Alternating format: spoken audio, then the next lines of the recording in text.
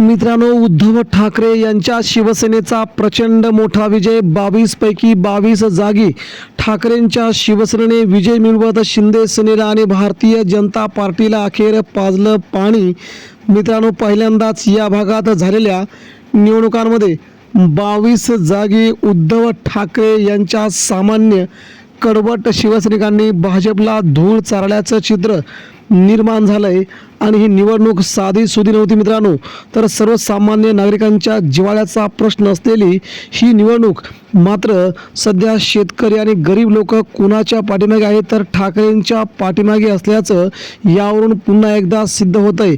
पुन्हा एकदा महाराष्ट्रामध्ये ठाकरे पर्वाला सुरुवात झाली का, या नेमक्या निकालाचा अर्थ काय आहे? आणि भाजप शिंदे सेनेने आपली सगळी आर्थिक रसद, आपला पैसा, सगळी ताकद लावली असताना खूप मोठी ताकद लावल्याच्या नंतर देखील उद्धव ठाकरेंनी कसा मिळवला मोठा विजय, जाणून घेऊया मित्रांनो पुढच्या 2 मिनिटांमध्ये. देशाच्या राजकारणामध्ये उद्धव ठाकरे यांचा जबरदस्त विजय. मित्रांनो, तुम्ही म्हणताय की सध्या महाराष्ट्रामध्ये, देशामध्ये भाजपचं सरकार आहे आणि इकडे केंद्रामध्ये भाजपचं सरकार आहे. महाराष्ट्रात एकनाथ शिंदे भाजपला जवळ करून उद्धव ठाकरे यांची शिवसेना फोडण्याचा धडाका लावत आहेत. मात्र केंद्रातून त्यांना जबरदस्त धक्क्यावरती धक्के देण्यास भाजपा यशस्वी होते.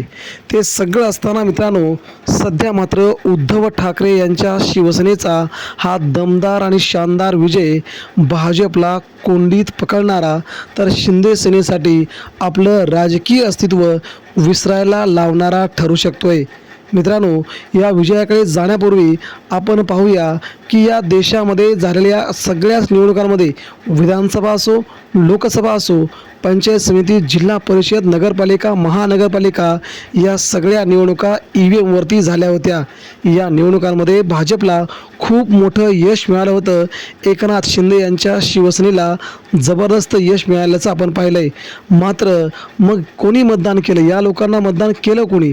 जर अशा प्रकारे जर उद्धव ठाकरेंच्या पाठीमागे जनता असेल, तर या लोकांना मतदान केलं कोणी?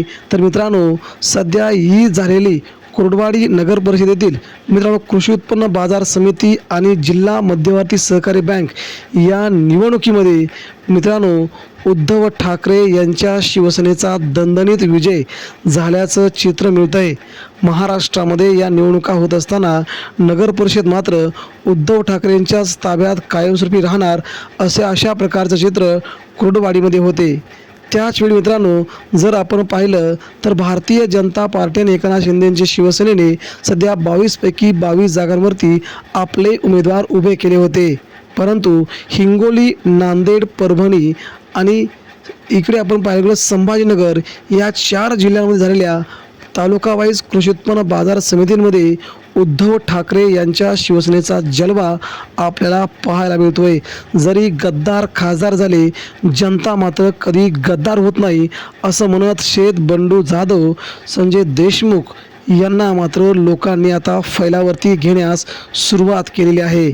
एकंदरीत मित्रांनो, उद्धव ठाकरे यांनी आणि महाविकास आघाडीने उभे केलेले 22च्या 22 उमेदवार जिंकून आल्यामुळे आता एकच जल्लोष सुरू झाला आहे. आणि भाजपला मात्र या देशाच्या राजकारणामध्ये खूप मोठ्या प्रमाणामध्ये संकटांचा सामना करावा लागतो आहे. कारण की राज्यात बॅलेट पेपरवरती घेतलेल्या निवडणुकांमध्ये भाजपचा दारुण पराभव होतोय, एकनाथ शिंदेंचा दारुण पराभव होतोय. मात्र EVM वरती भाजपा जिंकते. या सगळ्या घडामोडी आता केंद्रात सर्वोच्च न्यायालयापर्यंत पोहोचत आहेत. आता यापुढे संपूर्ण निवडणुका, महाराष्ट्रासह देशभरात निवडणुका बॅलेटवरती व्हाव्यात असं सर्वांना वाटतंय. मग आगामी काळामध्ये भाजपा या निवडणुका बॅलेटवरती घेणार का, हा सगळ्यात मोठा प्रश्न आहे. परंतु इथे मात्र उद्धव ठाकरे यांच्या बाजूने खूप मोठे निकालांचे निकाल यायला सुरुवात झाली असून हा भाजपसाठी सगळ्यात मोठा खतरा म्हणावा लागेल. त्यामुळे आगामी काळात उद्धव ठाकरेंचं राज्य हे स्वतः मुख्यमंत्री आणि राज ठाकरे उपमुख्यमंत्री अशा स्वरूपाचा महाराष्ट्राचा नवीन चेहरा आगामी काळात तुम्हाला पाहायला मिळेल. मित्रांनो, ही आहे ठाकरेंची ताकद.